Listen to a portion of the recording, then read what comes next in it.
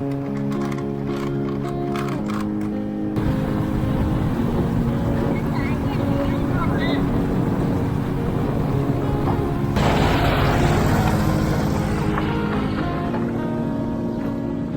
นนนทางนี่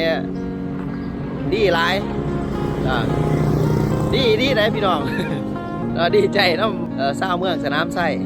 คือเห็นนั่นแหละแต่ว่าก็ยังมีบางจุดที่เพิ่นกำลังก่อสร้างก็ใกล้จะสำเร็จแล้วขอตีลังกา3นบ3เถื่อขอบใจภาครัฐนั่นแหละที่เพิ่นเล็งเห็น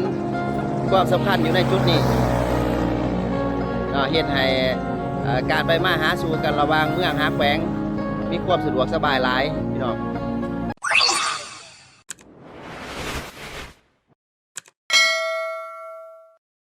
สบายดีอย่ามาพบกับรายการฮาร์ดพาเบิงคือเก่าพี่น้องตอนนี้ข่อยกำลังสิเดินทางไปยามเอื่อยซึ่งว่าเอื่อยของข่อยนี่ก็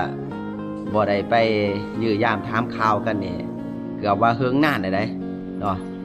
ก็หลายฝ่าหลายปีนี่บ่ได้เคยไปยามกันจักเทื่อ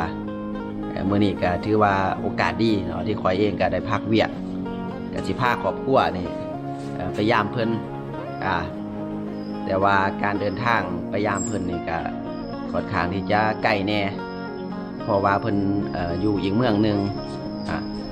เมืองที่เพิ่นอยู่เป็นเมืองสนามไส้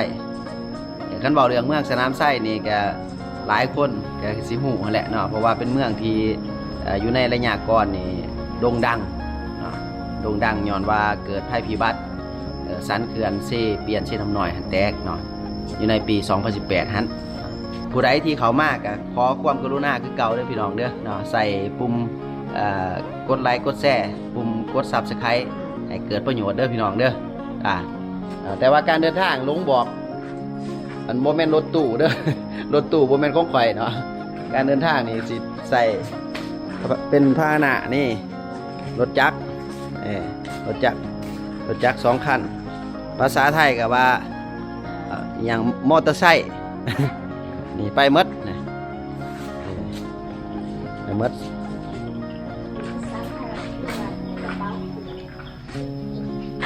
เด้อพี่น้องเด้อเบิ่งนับกันแล้วว่าบรรยากาศจะดีสำใดไป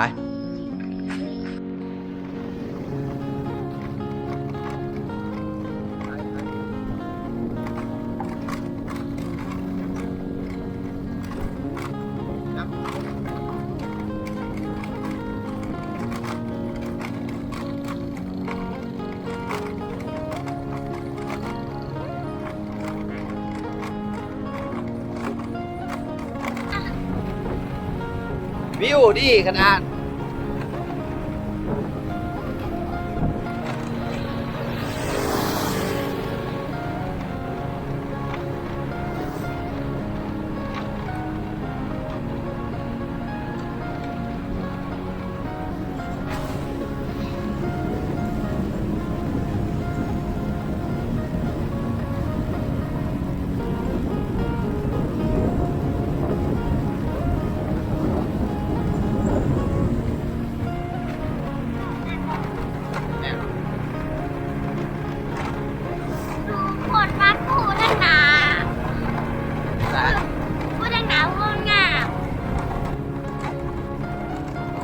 มากป่ะ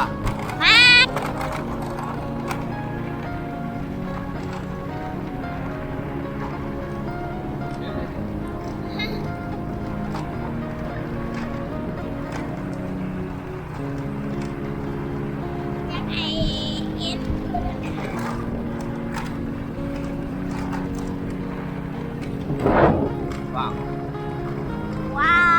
ววิวนี่ถึงกันเลยท่านแม่จ้ะแวะพักก่อนจอดพักเด้อพี่น้องเด้อเมื่อยร้ายเพิ่นว่านี่น้อยๆบ่เคยขี่รถอยู่แต่ว่าบ่เคยขี่รถไกลปานใด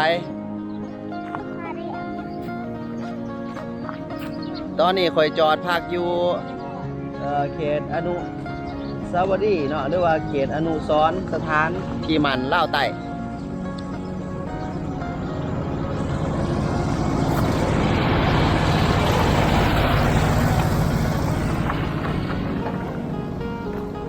ถนนหนทางนี่ดีหลายดีได้พี่น้อง ดีใจน้ำเศร้าวเมืองสนามไส้คือเห็นนี่แหละแต่ว่าก็ยังมีบางจุดที่เพิ่นกำลังก่อสร้างก็ใกล้จะสำเร็จแล้วขอตีลังกา3 ลบนบ3 เถื่อขอบใจภาครัฐนั่นแหละที่เพิ่นเล็งเห็นความสำคัญอยู่ในจุดนี้เฮ็ดให้การไปมาหาสู่กันระหว่างเมืองหาแขวงมีความสะดวกสบายหลายพี่น้องผู้เบิ่งทางหลังนี่พี่น้องบ้านอุดมบ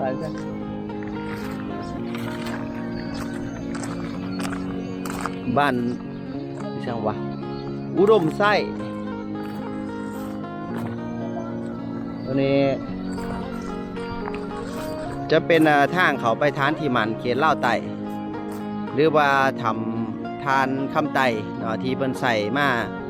อันนั้นลบสอนเนาะสมัยการต่อสู้กู้ศาสตร์อยู่เขตเล่าไต่เนาะอยู่อัตตปือขึ้นไปจะมีถ้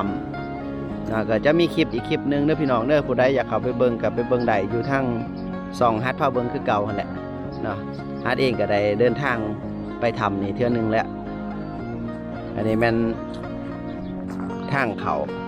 เนาะอยู่แคมทางรถพี่น้องผู้ใดเมื่อจะเดินทางเมืองสนามไส้จอดแวหรือว่าเขาไปเบิ่งก็ได้เนาะเป็นจะได้ไหมย่าพักผ่อน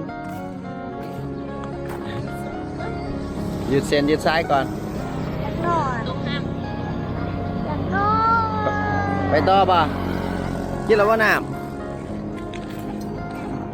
กินป่ะ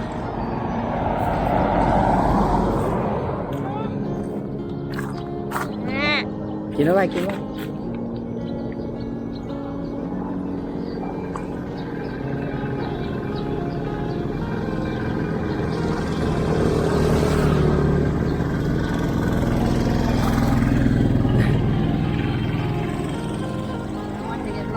เป็นจะได้หูซึ้งแน่ได้หูซึ้งเลยม่วนอยู่ป่ะทั้งม้วนทั้งเมื่อย ฮะ ม้วนอยู่หรอแต่ก็เมื่อย ม่วนเลยก็เมื่อยเดินทางต่อเนาะฮะ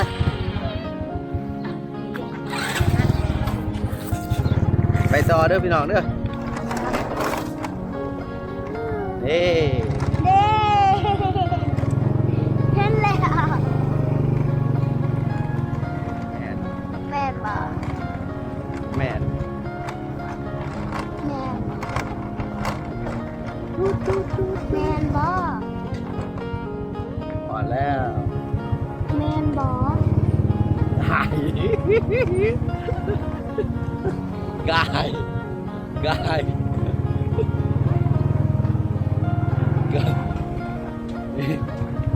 กายแล้วอ่อนแล้ว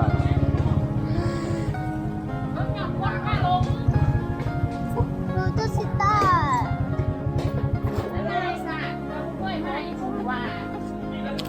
โคปวดก้น ลงลงทางเขากี่3 ลม นี่แต่ว่าลงค่ะ พอเด้อพี่น้องเด้อพอแล้ว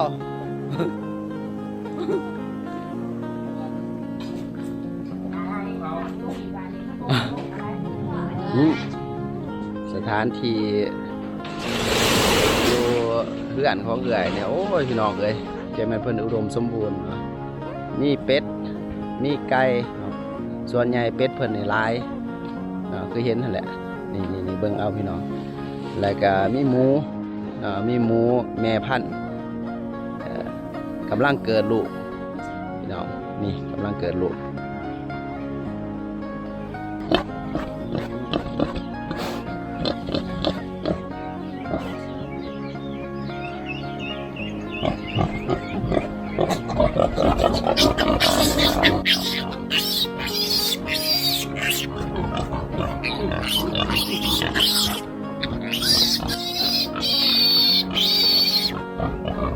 ได้